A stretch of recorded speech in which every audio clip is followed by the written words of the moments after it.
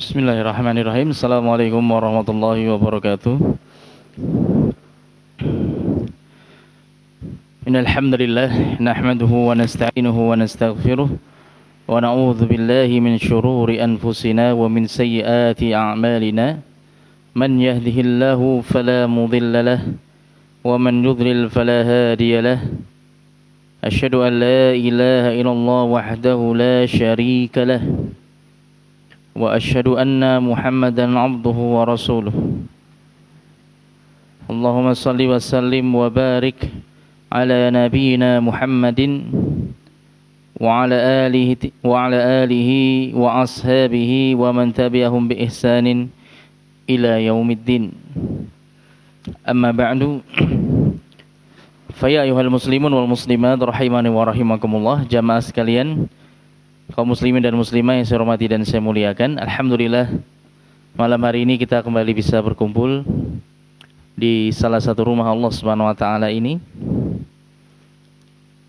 di mana insyaallah kita akan melanjutkan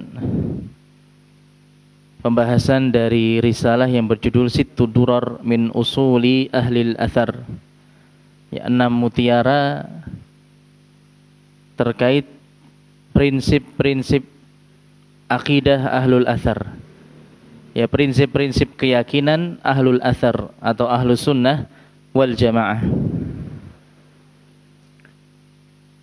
Di mana pada pertemuan sebelumnya kita sudah selesai dari prinsip yang ketiga.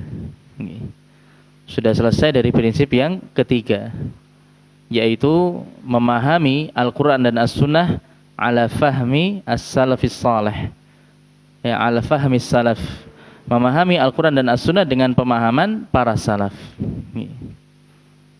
Jadi kalau kita revisi lagi, kalau kita ulangi lagi, ya, poin-poin sebelumnya, yaitu prinsip yang pertama yaitu tauhid, ya. Prinsip dasar, prinsip yang paling utama, ya, adalah tauhid. Mentauhidkan Allah Subhanahu wa taala itu merupakan dasar dari akidah Ahlussunnah wal Jamaah. Kemudian prinsip yang kedua yaitu at-tariqah atau at-tariq wahid. Jalan kebenaran itu hanya satu, ya, yaitu jalan Al-Quran dan As-Sunnah. Kemudian prinsip yang ketiga, bagaimana kita memahami jalan yang satu tersebut, Al-Quran dan As-Sunnah, yaitu dengan pemahaman para salaf, ya, bukan dengan pemahaman masing-masing, ya, dengan pemahaman pribadi, dengan pendapat pribadi, ya, dengan hasil pemikiran seseorang, ya, bukan dengan selera masing-masing, tapi dengan apa yang telah dipahami oleh para pendahulu kita dari mulai kalangan para sahabat, tabi'in dan tabi'ut tabi'in, dan juga siapapun yang mengikuti metode mereka dalam beragama. Kemudian kita akan masuk pada prinsip yang keempat pada malam hari ini, al-aslur rabi', prinsip yang keempat. Disebutkan oleh penulis hafizahullah taala Syekh Abdul Malik Ramadhani Al-Jazairi hafizahullah taala, qala nailus su'dadu bil ilmi, nailus su'dadi bil ilmi, memperoleh kedudukan, kemuliaan, keunggulan, ya, as-su'dad bisa diartikan kedudukan, kemuliaan, keunggulan, kepemimpinan, bil ilmi, dengan ilmu, ya. Ini harus ditancapkan dalam diri kita masing-masing, bahwa Ahlus Sunnah wal Jamaah itu harus senantiasa dekat dengan ilmu, ya, harus senantiasa dekat dengan ilmu agama,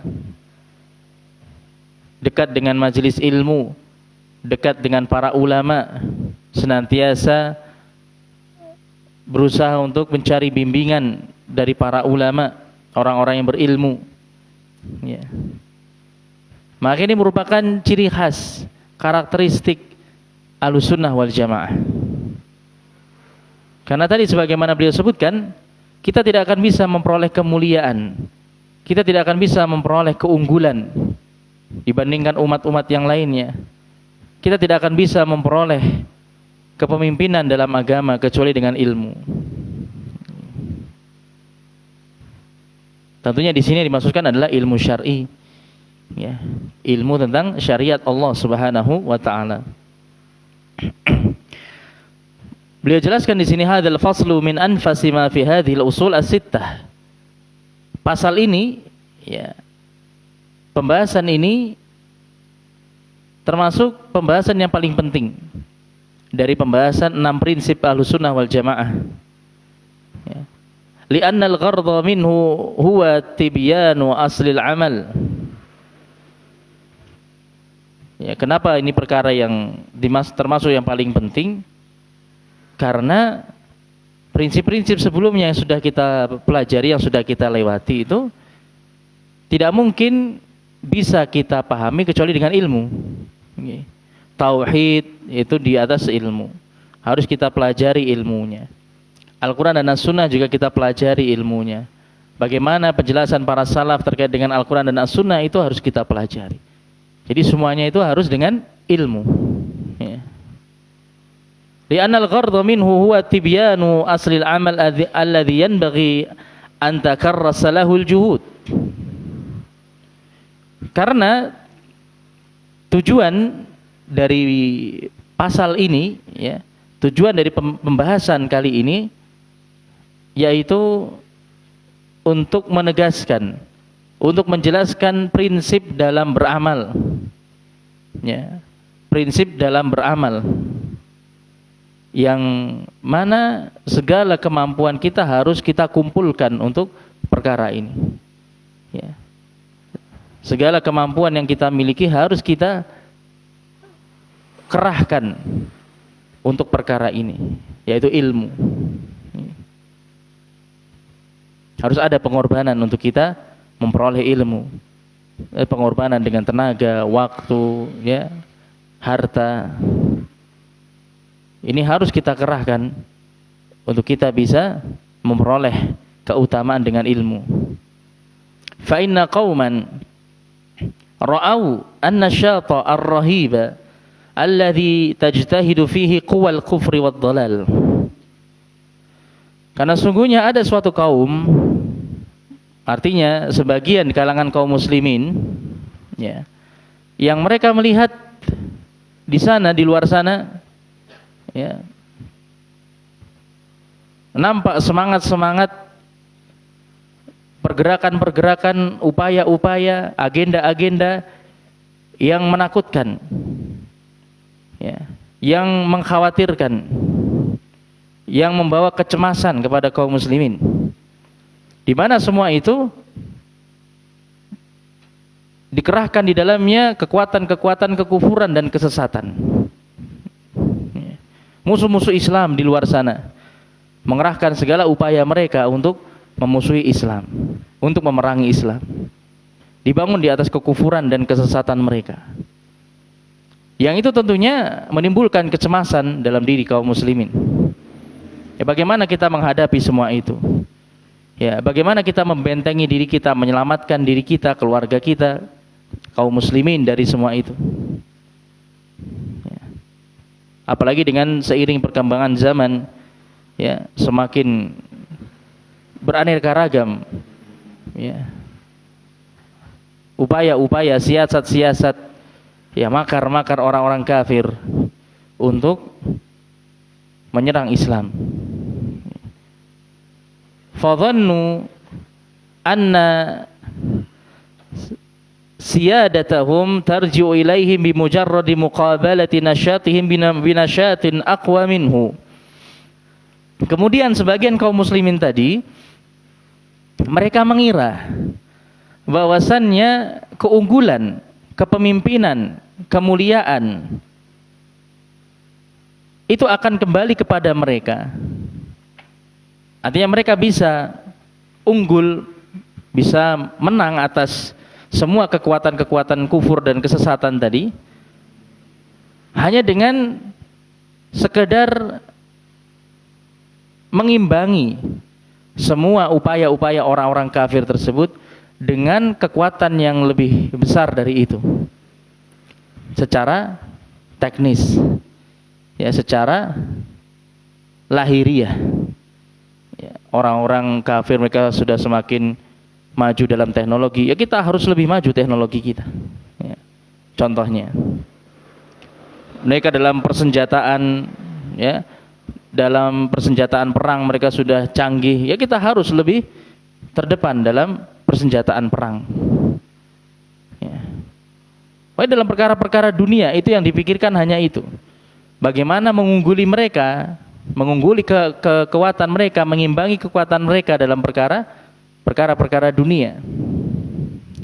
Fawajjahu kullama yamlikuna min wasail limujaratihim wa ahmalu al-ilma syar'i ihmalan fahishan.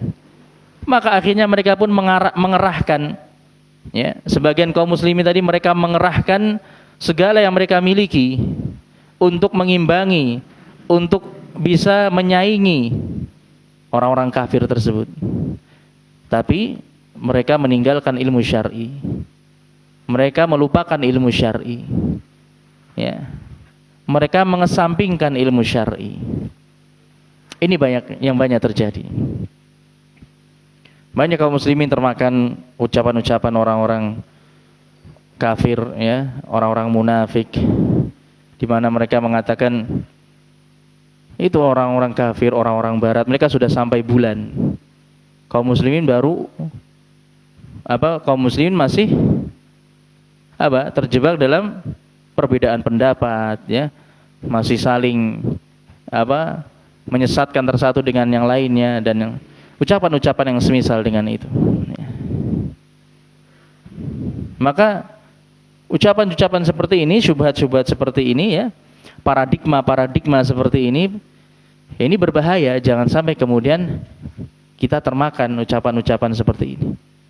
Ya, orang-orang kafir kalaulah mereka memang sudah sampai ke bulan, walaupun itu tidak bisa dibuktikan, ya, dan kemungkinan itu merupakan kedustaan, ya. Nah, kaum muslimin, pembahasan kita sudah sampai akhirat, jangankan bulan, ya. Kita sudah sampai langit ketujuh, ya. Kita sudah membahas tentang akhirat, tentang surga neraka, ya. Pembahasan kita tentang bagaimana kekuasaan Allah Subhanahu wa taala di alam ini, tidak hanya bulan, ya. Itu dijelaskan di dalam Al-Qur'an kalau kita mau mempelajarinya, ya. Maka jamaah sekalian rahimani wa rahimakumullah, jangan kita menjadi minder, ya, kerdil hati kita ketika melihat keadaan orang-orang kafir, ya. Bagaimana kemajuan mereka dalam hal duniawi, ya, maka itu semua tidak ada apa-apanya di hadapan Allah Subhanahu wa taala, asalkan kita kaum muslimin berpegang dengan agama kita, asalkan kita tidak melupakan ilmu yang dahulu telah diajarkan oleh Rasulullah sallallahu alaihi wasallam, ya.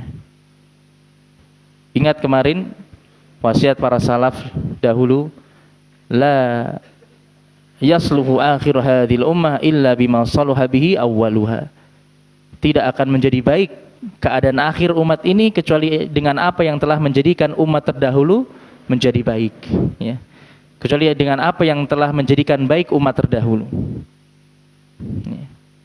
Jadi kalau kita ingin mendapatkan kedudukan, kemuliaan, keunggulan sebagaimana umat-umat terdahulu, sebagaimana para pendahulu kita, para salaf, ya, dari generasi para sahabat, tabi'in, tabi'ut tabi'in yang dahulu kaum muslimin sampai bisa menguasai sepertiga dunia. Ya, kalau kita ingin mengembalikan kejayaan Islam, maka kembali kepada apa yang dahulu diyakini oleh para salaf. Apa yang dahulu menjadi pegangan dan pijakan para salaf, ya. Itu yang harus kita pegang sebagai prinsip, ya.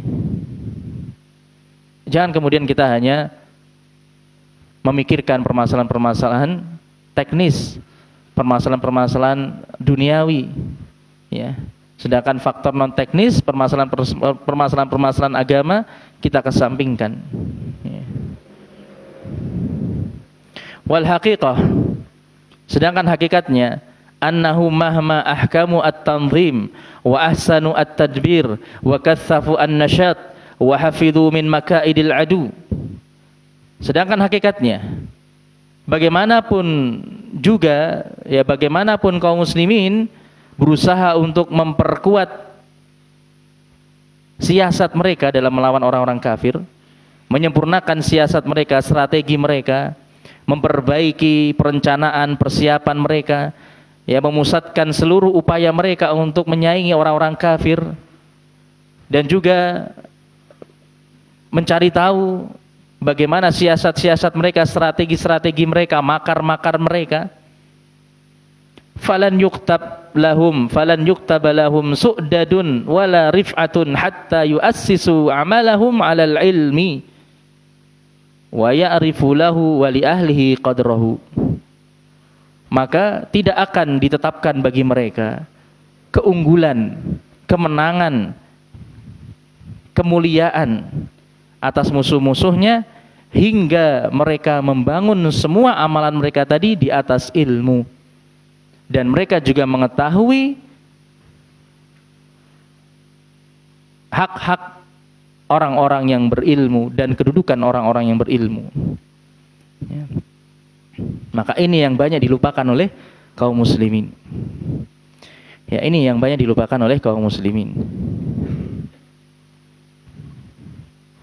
Qala Allah Ta'ala, Allah Subhanahu wa taala berfirman dalam surat Al-Mujadilah ayat yang ke-11, yarfa'illahu alladhina amanu minkum walladhina utul ilma darajat. Allah Subhanahu wa taala akan mengangkat derajat, ya, akan mengangkat orang-orang yang beriman di antara kalian dan orang-orang yang berilmu beberapa derajat.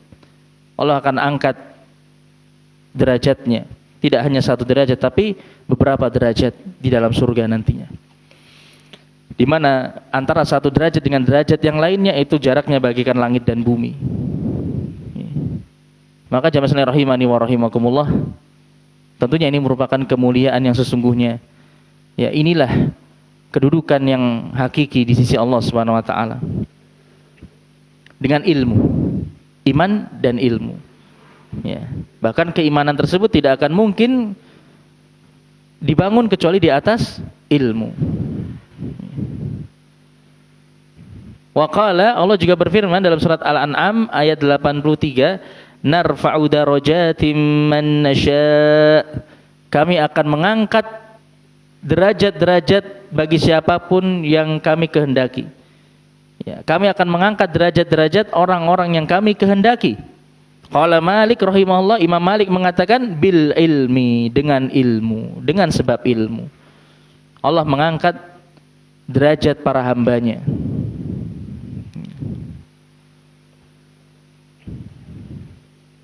Wa hadza akhadahu Malikun min syaikhihi Zaid ibn Aslam rahimahullah taala.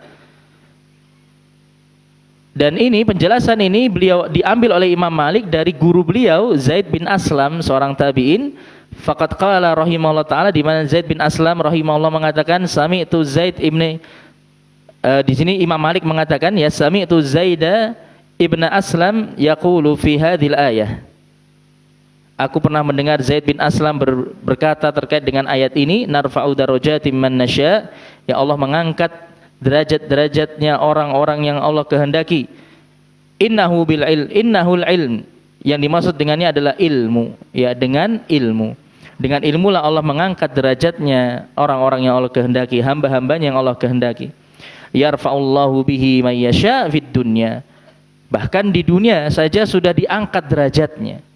Ya, Allah Subhanahu wa taala mengangkat derajat mereka di dunia bagi siapapun yang Allah kehendaki dengan sebab ilmu. Ya, sebelum diangkat derajatnya di akhirat, di dunia saja sudah diangkat derajatnya. Ya. Maka beliau katakan di sini, ya, Syekh Abdul Malik hafizallahu taala mengatakan, wa hadhihi rif'atu takunu fid dunya qabla al-akhirah. Maka kedudukan ini, kemuliaan ini, ketinggian ini didapatkan oleh seorang hamba di dunia sebelum nanti di akhirat. Kama qala Allah Ta'ala anistifaihi Taluta lisayadatil mala'i min Bani Israel. Sebagaimana apa yang Allah Subhanahu wa taala sebutkan terkait dengan kisah Talut. Ya, kisah Talut yang Allah jadikan, Allah pilih sebagai pemimpinnya Bani Israel ketika itu. Ya. Di zamannya Nabi siapa? Di zamannya Nabi siapa ini? di zamannya Nabi Daud, tapi ketika itu Nabi Daud belum diangkat sebagai nabi. Ketika Nabi Daud masih muda. Ya. Jadi Talut itu muncul setelah Nabi Musa alaihissalam. Ya. Setelah Nabi Musa wafat, kemudian berjarak, ada yang mengatakan ribuan tahun. Ya, jaraknya sekitar 1000-an tahun. Maka kita lihat dulu ayatnya di sini. Dalam surat Al-Baqarah ayat 247, Allah Subhanahu wa taala berfirman, "Wa qala lahum nabiyuhum innallaha qad ba'atsa lakum Taluta malika." Dan nabi mereka telah berkata kepada mereka, ya, nabi mereka di sini artinya nabinya Bani Israel telah berkata kepada mereka. Lah siapa nabi ini? Ibnu Katsir menyebutkan beberapa pendapat. Ada yang mengatakan nabi yang dimaksudkan adalah Yusha ibnu Nun. Yusha ibnu Nun ini nabi setelah Nabi Musa, tapi bukan rasul, hanya meneruskan syariatnya Nabi Musa. Yusha bin Nun, yang dengan kepemimpinan beliaulah kemudian ditaklukkannya Palestina, Baitul Maqdis, sepeninggal Nabi Musa alaihissalam. Ya. Tapi ini di pendapat yang dilemahkan oleh banyak ulama karena Yusha ibnu Nun itu jaraknya yang tidak jauh dari Nabi Musa, karena bahkan Yusha ibnu Nun itu sudah ada di zamannya Nabi Musa, termasuk muridnya Nabi Musa. Kemudian Nabi Musa wafat, digantikan oleh Yusha ibnu Nun. Ya. Maka dia mengatakan, ya dimaksudkan nabi yang dimaksudkan di sini adalah Nabi Samuel, atau bahasa kita Samuel. Ya. Dan juga dikatakan namanya Syam'un. Ada yang mengatakan Samuel, ada yang mengatakan Syam'un. Ini salah seorang nabi dari kalangan Bani Israel yang jaraknya sekitar 1000 tahunan jaraknya dengan Nabi Musa alaihissalam. Dan itu tepat dengan jarak zamannya Nabi Daud alaihissalam. Tapi ketika itu Nabi Daud masih kecil, ya, belum diangkat sebagai nabi. Atau mungkin ketika Talut pertama kali diangkat sebagai rajanya Bani Israel ketika itu, mungkin Nabi Daud belum lahir, atau kalau mungkin sudah lahir beliau masih kecil. Karena nanti Nabi Daud, ya, yang terkenal, ya, kisah yang terkenal yang juga disebutkan dalam Al-Quran, Nabi Daud lah nanti akan membunuh Jalut, ya, yang diperangi oleh Talut, ya. Jadi kan kisahnya ketika itu Bani Israel sepeninggal Nabi Musa, banyak di antara mereka yang meninggalkan ajarannya Nabi Musa alaihissalam. Kemudian mulai muncul juga kesyirikan di tengah-tengah mereka. Akhirnya melemah kekuatan Bani Israel, orang-orang Yahudi. Ya. Kemudian mereka dikalahkan dan dikuasai oleh orang-orang kafir, yang kemudian ketika itu dipimpin oleh Jalut salah satunya. Ya, kalau bahasa baratnya Goliat, ya. Jadi kan kisah yang terkenal David dan Goliat, David versus Goliat, ya. David itu Nabi Daud, Goliat itu Jalut, ya. Jalut ini raja yang kafir, ya, yang kejam, yang memerangi orang-orang yang beriman ketika itu. Jadi Talut di sini ditunjuk sebagai raja, pemimpinnya Bani Israel, ya, untuk memerangi orang-orang kafir. Maka tadi kalau kaitannya dengan nabinya tadi, ya, maka yang paling kuat di sini nabi yang dimaksudkan di sini adalah Nabi Samuel, atau dikatakan Nabi Syam'un, yang mana arti dari nama ini adalah Sami Allah, Allah mendengar doa hambanya. Jadi kisahnya cukup panjang, tapi kalau diringkas, ya, disebutkan oleh Ibnu Katsir. Jadi ketika tadi orang-orang Yahudi Bani Israel itu sudah banyak dibantai oleh orang-orang kafir, ya, musuh-musuh mereka. Akhirnya kemudian ada seorang wanita, ya, tersisa hanya beberapa orang, ya. Artinya sudah banyak berkurang jumlah mereka. Kemudian ada seorang wanita dari kalangan Bani Israel yang dia mengandung, hamil. Kemudian dia berdoa kepada Allah agar anak yang dia lahirkan nanti kelak bisa memperjuangkan agama Allah, ya, intinya begitu. Maka dia pun berdoa. Akhirnya ketika lahir, ya, lahirlah seorang laki-laki, kemudian dinamakan dengan Samuel atau Syam'un. Yang artinya adalah Sami Allah, Allah mendengar. Ya, Allah mendengar doa hambanya, maksudnya begitu.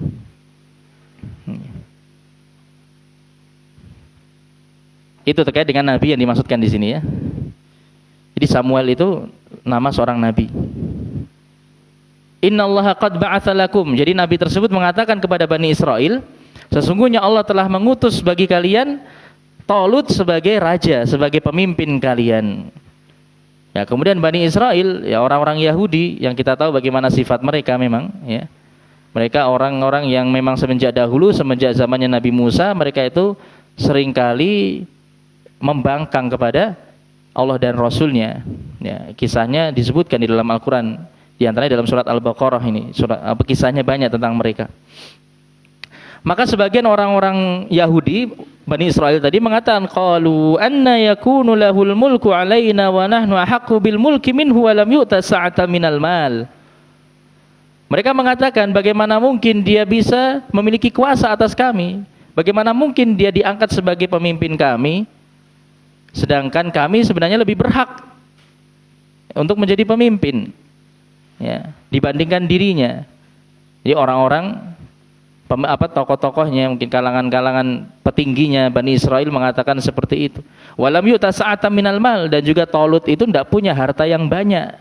Ya, ini tolak ukurnya orang-orang Bani Israel terkait dengan perkara dunia. Ya.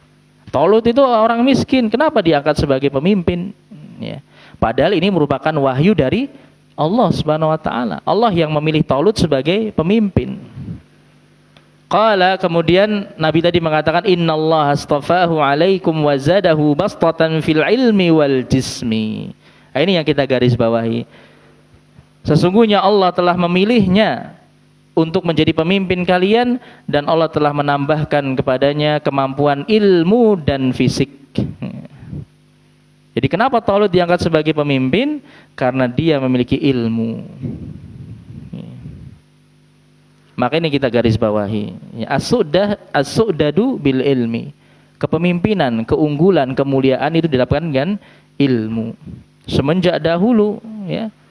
Semenjak dahulu Allah Subhanahu wa taala mengangkat derajatnya orang-orang yang berilmu, tidak hanya di akhirat tapi juga di dunia. Wallahu yu'ti mulkahu may yasha, dan Allah lah yang memberikan kekuasaannya kepada siapapun yang Allah kehendaki. Wallahu wasi'un alim, dan Allah maha luas dan maha mengetahui.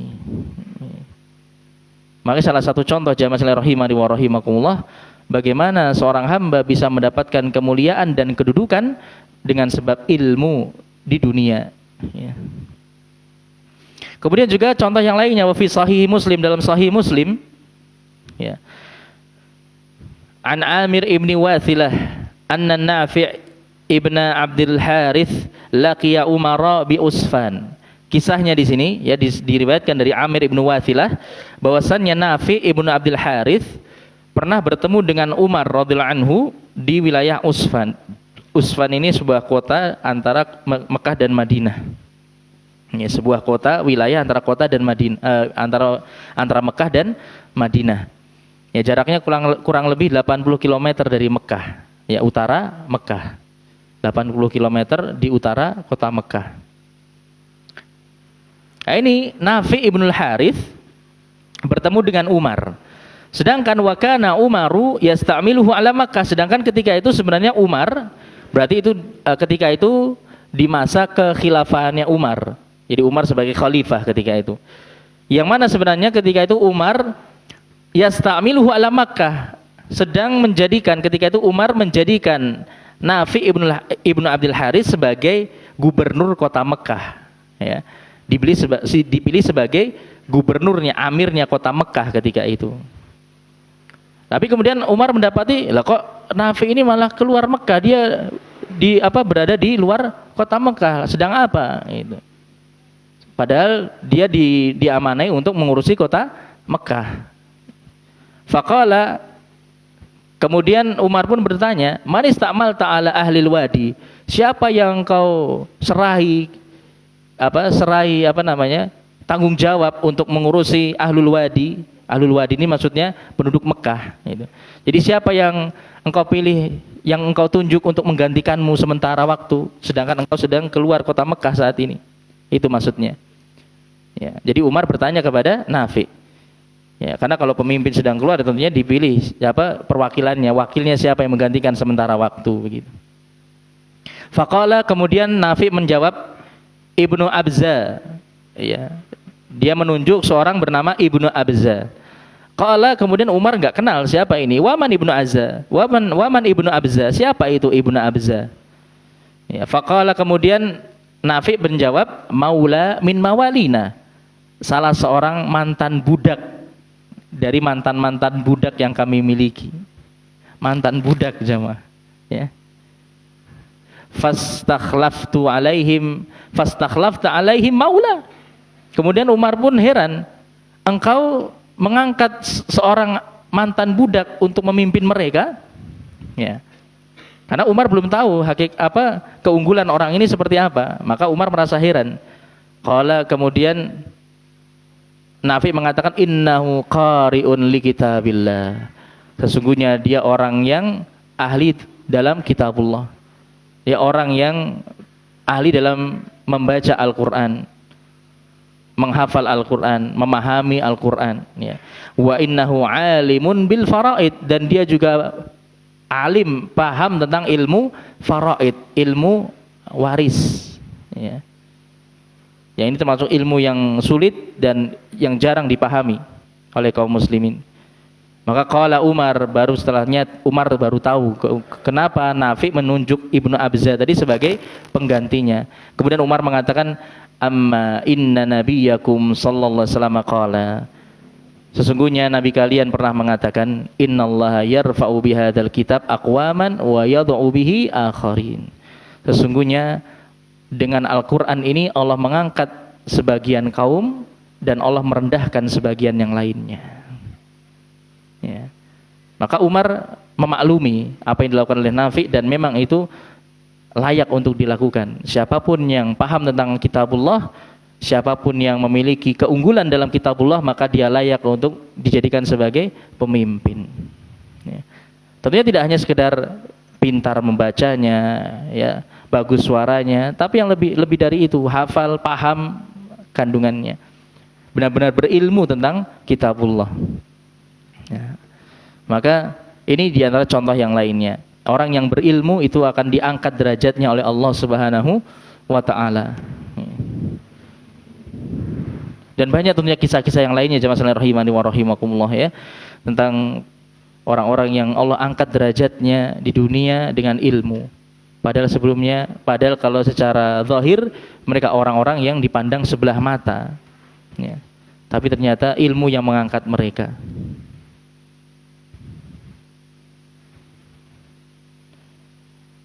Kemudian contoh yang lainnya juga apa yang Allah sebutkan dalam Al-Quran ini sudah isya, ya.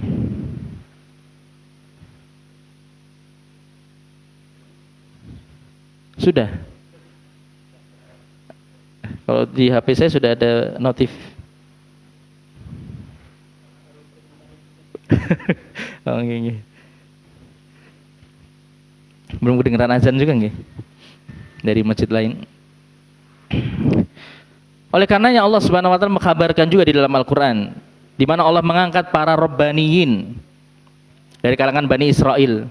Ya, orang-orang rabbani dari kalangan Bani Israel karena ilmu. Ya, hingga Allah jadikan mereka sebagai hukam, sebagai para hakim yang memutuskan perkara di tengah-tengah manusia, yang mereka pun akhirnya bisa menerapkan hukum Allah Subhanahu wa taala di tengah-tengah manusia. Allah sebutkan dalam surat Al-Maidah ayat 44, inna anzalna at-taurata fiha hudaw wa nur. Sungguhnya kamilah yang menurunkan Taurat, di dalamnya terdapat petunjuk dan cahaya. Yahkumu bihan nabiyyuna alladzina aslamu lilladzina hadu. Dan yang para nabi yang mereka tunduk kepada Allah berhukum dengan Taurat tersebut. Ya, berhukum dengan Taurat tersebut. Menerapkan hukum di tengah-tengah manusia dengan Taurat tersebut. Lilladzina hadu, atas orang-orang Yahudi. Ya. Jadi orang-orang Yahudi diatur atau diputuskan perkara mereka dengan apa yang Allah turunkan di dalam Taurat oleh nabi-nabi mereka. Warrabbaniyun wal ahbar, dan juga orang-orang rabbani, para ulama rabbani di kalangan Bani Israel, ya, wal ahbar, ini juga para ulama mereka, para ulamanya Yahudi, ya, mereka juga menghukumi manusia, menghukumi orang-orang Yahudi dengan apa yang Allah turunkan di dalam Taurat. Bimastuhfidhu min kitabillah, ya, dengan apa yang Allah perintahkan kepada mereka untuk menjaga kitab suci yang Allah turunkan. Ya, karena mereka diperintahkan untuk menjaga kitab suci yang Allah turunkan kepada mereka. Wa kanu alaihi syuhada, dan mereka menjadi saksi atas apa yang Allah turunkan di dalam kitab Taurat, ya. Jadi umat terdahulu, orang-orang di kalangan umat terdahulu, mereka juga mendapatkan kemuliaan, diangkat derajat mereka di dunia karena ilmu, ya, karena ilmu. Maka ini juga diantara contohnya. Kita selingi adzan Isya dulu, setelah itu insya Allah kita lanjutkan.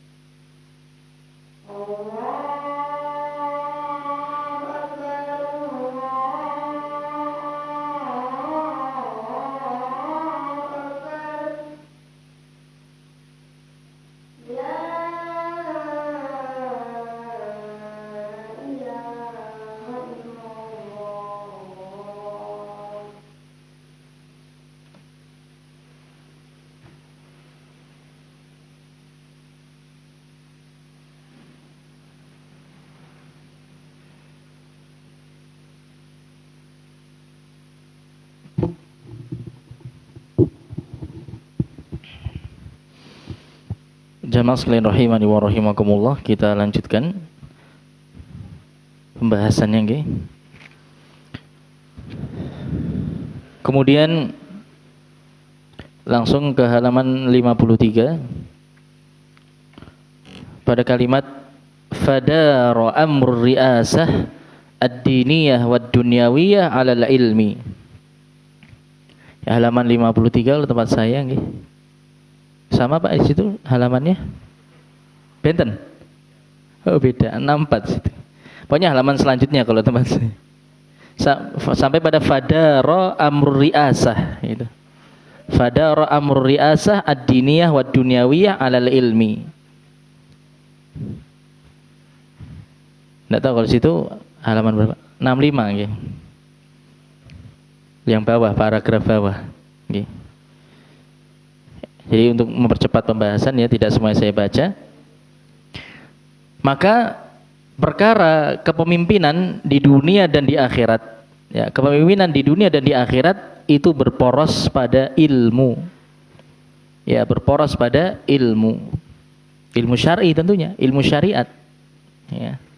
Li'annahu aslun lahuma, karena itu merupakan prinsip bagi keduanya, landasan bagi keduanya, landasan bagi kemuliaan dan kedudukan di dunia dan di akhirat. Ya. Atau maksudnya di sini kepemimpinan dalam perkara diniyah, dalam perkara agama maupun dalam perkara dunia, itu semua dengan ilmu. Walidzalika qala Ibnu Taimiyah aidan. Ya, oleh karena itu Syekhul Islam Ibnu Taimiyah rahimahullah taala juga mengatakan, wa dzalika anna Allah yaqulu fi kitabih, yang demikian itu dikarenakan Allah Subhanahu wa taala menyatakan dalam kitabnya, laqad arsalna rusulana bil bayyinati wa anzalna ma'ahumul kitaba wal mizana liyaquman nasu bil qisti. Sungguh kami telah mengutus para rasul kami bil bayyinat, dengan bukti-bukti yang nyata. Ya. Dengan Allah berikan mukjizat, kitab suci, ya. Wa anzalna ma'ahumul kitab, ya, dan kami turunkan bersamaan dengan mereka, kami turunkan Alkitab, kitab-kitab suci. Wal mizan, dan juga mizan, neraca keadilan agama Allah, yang dalamnya terdapat hukum-hukum yang adil, yang dengannya Allah menerapkan keadilan di tengah-tengah manusia. Liyaquman nasu bil qist, agar manusia menegakkan keadilan dengan apa yang telah Allah turunkan. Wa anzalna al-hadida fihi ba'sun syadidun wa manafi'u lin-nasi wa liya'lamallahu man yansuruhu wa rasulahu bil ghaib. Dan Allah juga menurunkan al-hadid. Allah menurunkan besi. Ini dalam surat Al-Hadid, ya. Allah juga menurunkan besi yang padanya terdapat kekuatan yang kuat, ya, dan manfaat-manfaat yang banyak bagi manusia. Dan agar Allah mengetahui siapa di antara para hambanya yang menolong rasul-rasulnya bil ghaib, walaupun mereka tidak melihat Allah Subhanahu wa taala. Ya, walaupun mereka belum melihat surga dan neraka, walaupun mereka belum melihat hal-hal yang mereka imani, tapi mereka menolong agama Allah Subhanahu wa taala, menolong rasul-rasulnya. Maka jamaah sekalian rahimani wa rahimakumullah, fa akhbara annahu anzalal kitab wal mizan liyaquman nasu bil qist. Maka Allah memberitahukan dalam ayat ini, Allah telah menurunkan Alkitab, ya, kitab suci. Allah menurunkan al-mizan, syariatnya yang dibangun di atas keadilan, ya, neraca keadilan, agar manusia bisa menegakkan keadilan. Ya, kalau manusia berpegang teguh dengannya, mereka bisa menegakkan keadilan di atas muka bumi. Kemudian berikutnya, wa annahu anzalal hadida kama dzakarahu. Allah juga menurunkan besi, artinya Allah jadikan di dunia ini ada sebuah unsur namanya besi. Ya. Besi di sini beraneka macam, ya. Kalau cara kimia kan besi itu ya Fe, itu ferrum, itu besi. Tapi besi di sini berbagai macam logam yang itu bisa dimanfaatkan oleh manusia. Ya. Maka jamaah sekalian rahimani wa rahimallah, ini tentunya ada maksud di sini. Allah menyebutkan, Allah turunkan Al-Qur'an, ya, Allah turunkan al-mizan, ya, keadilan, ya, neraca keadilan, syariat Allah yang penuh dengan keadilan. Allah juga menjadikan di dunia ini ada besi yang juga bisa bermanfaat bagi manusia. Maka faqawamuddin bil kitab al-hadi was saif an-nasir. Maka tegaknya agama itu dengan kitab suci yang memberi petunjuk kepada para hambanya, dan dengan pedang yang bisa digunakan untuk menolong agama Allah Subhanahu wa taala. Al-hadid. Ya, maka Allah katakan tadi fihi ba'sun syadid. Ya, di mana logam atau besi tadi memiliki kekuatan yang besar, ya. Bisa digunakan untuk berjuang di jalan Allah Subhanahu wa taala, bisa digunakan untuk memerangi musuh-musuh Allah. Ya. Maka wa kafa bi rabbika hadiyan wa nasira. Maka dalam ayat yang lainnya Allah mengatakan wa kafa bi rabbika hadiyan wa nasira, dan cukuplah Allah, cukuplah Rabb kalian sebagai pemberi petunjuk dan sebagai penolong. Ya. Al-Qur'an itu sebagai petunjuk, senjata, ya, pedang yang itu terbuat dari besi yang bisa digunakan untuk menolong agama Allah Subhanahu wa taala. Dan tentunya yang menyediakan besi dan segala macamnya yang bisa digunakan untuk memerangi musuh-musuh Allah, itu semua adalah nikmat dan karunia dari Allah Subhanahu wa taala. Ya. Maka itu rahasia dari ayat ini, atau kandungan dari ayat ini tadi. Wal kitab wal aslu, maka alkitab, kitab suci itu merupakan landasannya.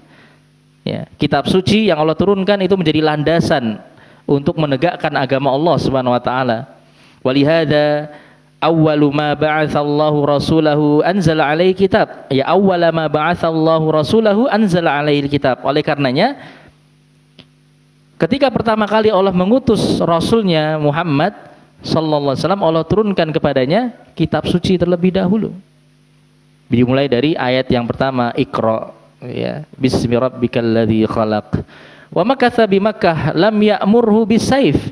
Kemudian beliau menetap di kota Mekah, ya, selama 13 tahun, dan beliau belum diperintahkan untuk mengangkat pedang. Ya. Jihad beliau ketika itu dengan ilmu, dengan mengajak manusia kepada kitabullah, kepada tauhid. Selama 13 tahun beliau tinggal di Mekah, berjuang berdakwah di Mekah. Hatta hajara, hingga akhirnya beliau pun hijrah ke Madinah.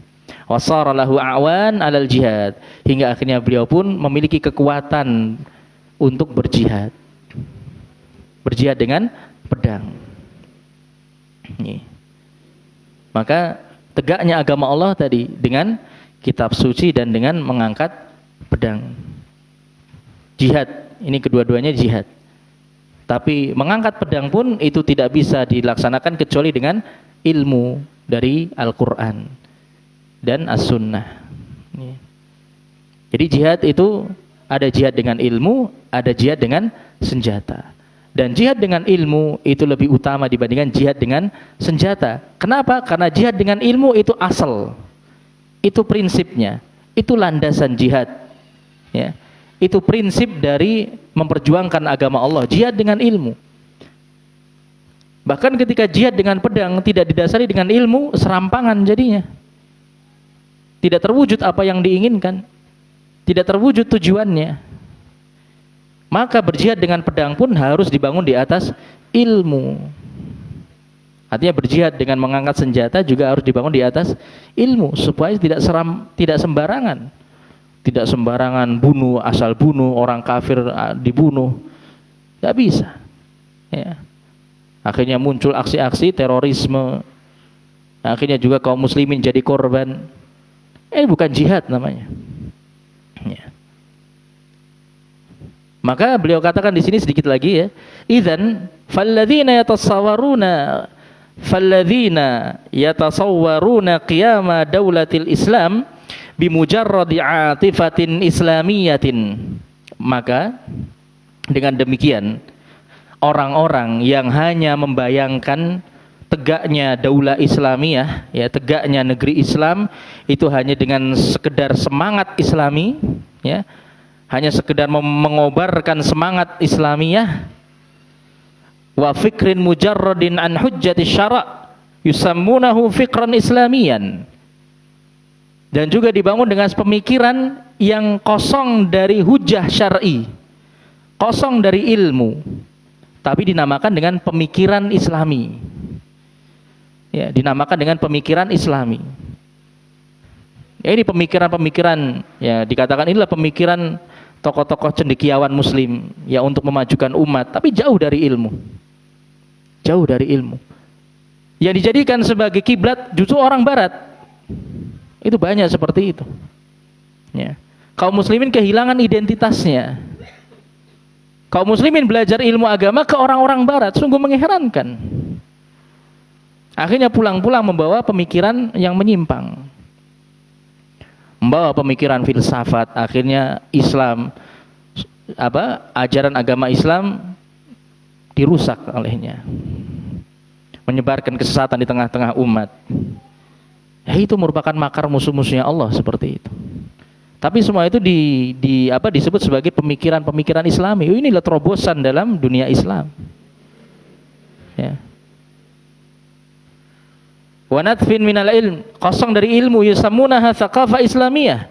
Ilmu-ilmu yang kosong dari ilmu syar'i dinamakan inilah tsaqafah islamiyah. Inilah pendidikan Islami. Inilah kebudayaan Islam. Ya. Inilah cara kita untuk memperjuangkan Islam. Tapi kosong dari ruh Islam itu sendiri. Kosong dari ilmu syar'i. Jauh dari tuntunan Rasulullah sallallahu alaihi wasallam. Maka dari mana pertolongan Allah akan datang? Dari mana kemuliaan umat akan terwujud? Kalau seperti ini keadaannya. Wa anat ta'lim marhalah qadimah ba'daha. Adapun mempelajari agama Islam, memperdalam agama Islam itu nanti. Itu proses berikutnya nanti. Yang penting ini dulu. Untuk apa? Untuk mengimbangi orang-orang kafir itu loh yang sudah semakin di depan kita. Ya. Supaya kita nggak ketinggalan dari mereka.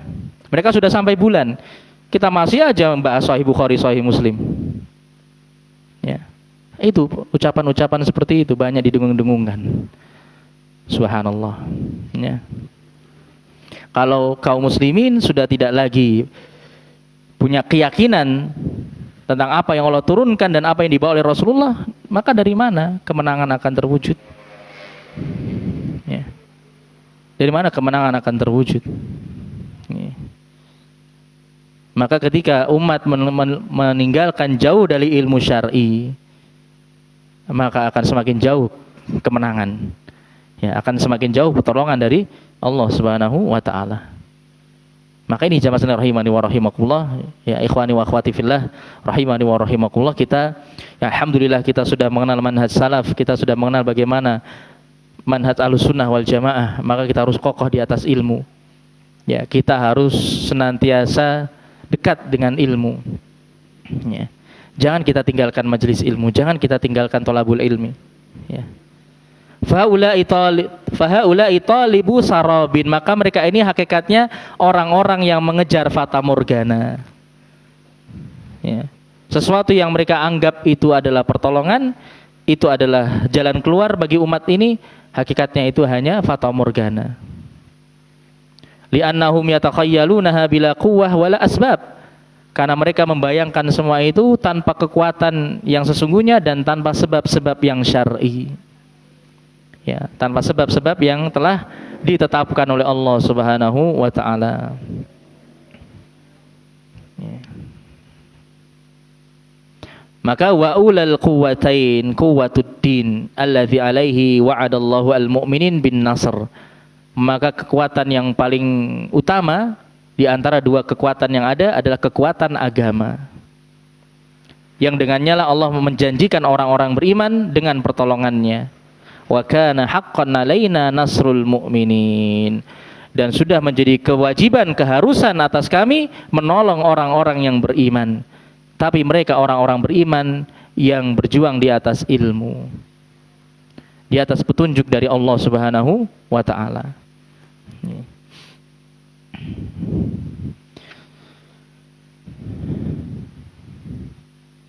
Ya wallahu alam bisawab. Mungkin kita cukupkan dulu sampai di sini ya. Nanti ini selanjutnya ada kalam dari Ibnu Qayyim cukup panjang, mungkin kita lanjutkan pertemuan berikutnya. Ini belum selesai ya, kita dari prinsip yang keempat. Ini Masya Allah, ini mungkin pembahasan yang paling panjang prinsip yang keempat ini. Ya, karena di sini ya beliau Syekh Abdul Malik hafizallahu taala, beliau ingin menghubungkan dengan kenyataan yang ada saat ini, ya. Kenyataan yang ada saat ini di tengah-tengah umat. Ya. Dan beliau pun juga mengalami hal ini di negeri beliau, Aljazair, ya. Bagaimana kaum muslimin di sana pun juga ya kurang lebih sama keadaannya seperti di Indonesia, ya. Maka beliau menjadikan ini sebagai nasihat bagi kita semua, ya.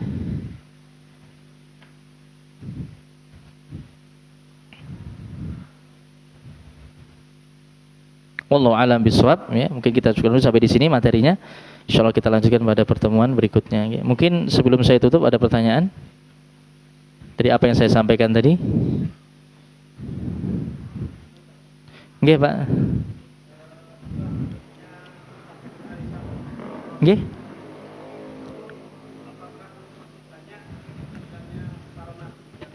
Setelah sinten, Pak? Nabi Lut. Nggih. Setelah Oh, Nabi Nuh. Oh, Nabi Nuh nggih. Iya, Rasul yang pertama nggih.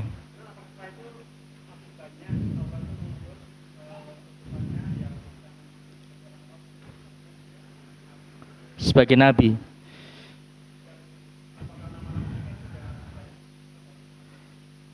Iya, yang jelas memang nama-nama nabi dan rasul yang Allah sebutkan di dalam Al-Quran maupun di dalam As-Sunnah, dalam hadis-hadis Rasulullah SAW itu sangat sedikit jumlahnya. Yang paling dikenal pun hanya sekitar 25 yang kita tahu itu, ya. Adapun lainnya seperti Nabi Daniel, tadi Nabi Samuel, Nabi Syamun, Yusha ibn Nun, dan yang lainnya itu terdapat dalam riwayat-riwayat yang mungkin kurang populer bagi kita kaum muslimin yang awam, tapi bagi para ulama ahli sejarah itu disebutkan dalam kitab-kitab mereka. Jadi memang tidak bisa dipastikan, ya, setelah Nabi Nuh itu kemudian siapa saja yang diutus sebagai nabi, ya, ataupun rasul setelahnya, ya. Adapun yang kita tahu ya setelah Nabi Nuh ada Nabi siapa? Nabi Lut, Nabi Ibrahim, ya. Sebelumnya siapa? Kalau urutan yang kita hafal di masa kecil itu Idris, ya. Nabi Idris alaihissalam, Ilyasa, Yusuf, Zakaria, Isa, ya. Tentunya sebelumnya ada Ibrahim, ya, Nabi Ibrahim. Kemudian Nabi Ibrahim, kemudian Nabi Yakub, ya, Nabi Ismail, kemudian ada Nabi Musa, ya, Nabi Isa, dan yang lainnya. Ya, sampai terakhir Nabi Isa sebelum Nabi Muhammad sallallahu alaihi wasallam. Ya, jadi kalau dipastikan siapa saja kita tidak tahu, karena memang banyak yang tidak Allah sebutkan nama-namanya. Yang jelas banyak, ya, nama-nama, bahkan lebih banyak jumlahnya nama-nama nabi dan rasul yang tidak Allah sebutkan namanya. Ya, dalam riwayat-riwayat yang walaupun memang tidak ada satupun yang lepas dari kelemahan, ya. Riwayat-riwayat yang menyebutkan jumlah nabi dan rasul itu tidak ada satupun yang sahih memang riwayatnya, tapi mungkin bisa dijadikan sebagai informasi bagi kita.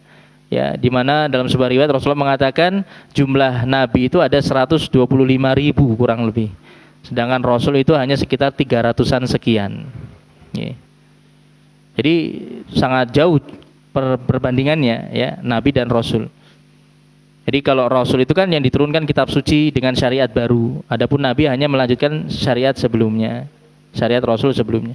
Maka yang tidak kita ketahui namanya jauh lebih banyak. Jadi wallahu alam, ya, terkait dengan siapa saja nabi-nabi yang diutus setelah Nabi Nuh, wallahu alam bishawab. Tapi yang kita kenal nama-namanya tadi, yang kita ketahui, yang itu disebutkan dalam Al-Quran juga dan juga dalam hadis-hadis Rasulullah sallallahu alaihi wasallam. Wallahu alam. Mungkin ada pertanyaan lain? Nggih, Pak.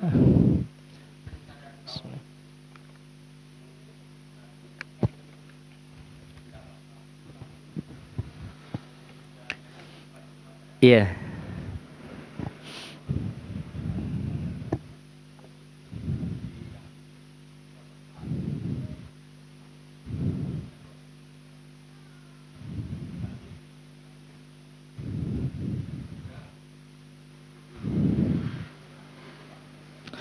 Definisi apa? Ulul azmi. Oh, nggih. Yang pertama terkait dengan nabi nggih Pak nggih. Banyak apa namanya? Yang kita pahami yang banyak tersebar ya, nabi itu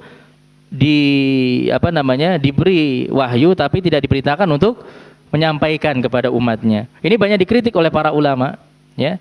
Karena kalau kita teliti ya, kita pelajari nabi-nabi yang ada yang mereka memang tidak diangkat sebagai rasul, mereka juga memerintahkan, artinya mereka juga mengajak umatnya kepada agama Allah Subhanahu wa taala. Jadi ini pengertian yang dikritik oleh para ulama ya. Jadi yang benar, yang lebih tepat, nabi itu adalah seseorang yang mendapatkan wahyu dari Allah Subhanahu wa taala dengan syariat nabi atau rasul sebelumnya. Dan dia tidak diberikan syariat yang baru dan kitab suci yang baru. Jadi hanya melanjutkan syariat dan kitab suci sebelumnya. Itu seorang nabi, pengertian yang benar dari seorang nabi. Adapun rasul, dia yang diutus dengan wahyu, dengan syariat yang baru, dengan kitab suci yang baru. Dan rasul itu diutus ketika terjadi banyak kesyirikan di tengah-tengah umatnya. Jadi untuk mengembalikan umatnya kepada tauhid. Itu alasan utama diutusnya para rasul. Adapun ulul azmi, mereka adalah para nabi dan para rasul yang paling utama, yang paling kokoh keimanannya. Azm ya, azm itu artinya tekad yang kuat. Ya, jadi punya kekuatan iman, kekuatan kesabaran yang luar biasa. Mereka adalah 5 nabi dan rasul. Ibrahim, Musa, Nuh, Ibrahim, Musa, Isa, Muhammad. Ya, ada 5 ini. Ini Allah sebutkan dalam Al-Quran. Itu ulul azmi. Ya, ulul azmi minar rusul. Jadi Nabi Ibrahim alaihissalam, Nabi Nuh alaihissalam, Rasul yang pertama. Nabi Ibrahim alaihissalam, Nabi Musa alaihissalam, Nabi Isa alaihissalam, Nabi Muhammad sallallahu alaihi wasallam. Ya.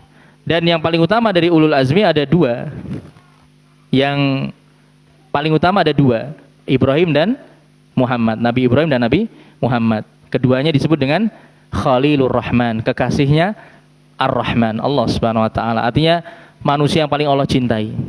Kemudian yang paling utama dari keduanya, Nabi kita Muhammad sallallahu alaihi wasallam. Ya, beliaulah Sayyidul Anbiya wal Mursalin. Taib wallahu alam bisawab. Itu nggih Pak nggih, mungkin jawaban dari saya. Ya, mungkin kita cukupkan dulu sampai di sini pertemuan kita pada malam hari ini. Mudah-mudahan bermanfaat. Ya, apabila ada kesalahan Quran saya mohon maaf. Dan juga saya ucapkan terima kasih jazakumullah khairan atas perhatiannya. Alhamdulillahirabbil alamin. Wassallallahu ala nabiyyina Muhammadin wa ala alihi wa ashabi ajmain. Subhanakallahumma bihamdika asyhadu an la ilaha illa anta astaghfiruka wa atubu ilaik. Wassalamualaikum warahmatullahi wabarakatuh.